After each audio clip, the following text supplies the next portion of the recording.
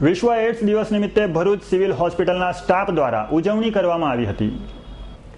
તારીખ 1 ડિસેમ્બરનો દિવસ આખા વિશ્વમાં એડ્સ દિવસ તરીકે ઓળખવામાં આવે છે।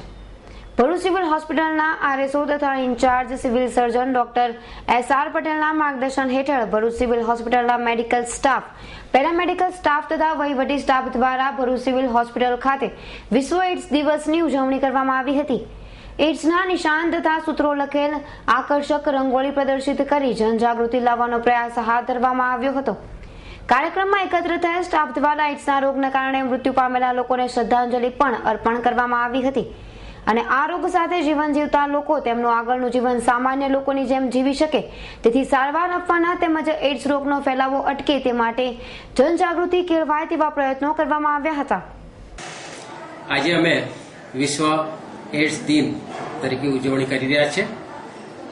ખાસ કરીને એડ્સના દર્દીઓને જાગૃતિ આવે, એની સારવાર મળે અને ક્યાંથી એમની દવા મળે એ જાગૃતિ માટે વિશ્વ એડ્સ દિન તરીકે ઉજવણી કરીએ છીએ।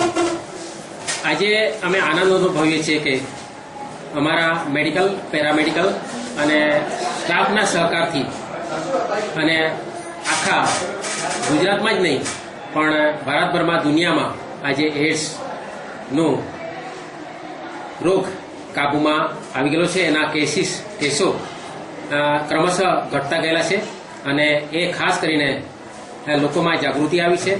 એ જાગૃત કરનાર અમારા સ્ટાફને ધન્યવાદ આપું છું। અવી સૈયદનો રિપોર્ટ, S9 ન્યૂઝ, ભરૂચ।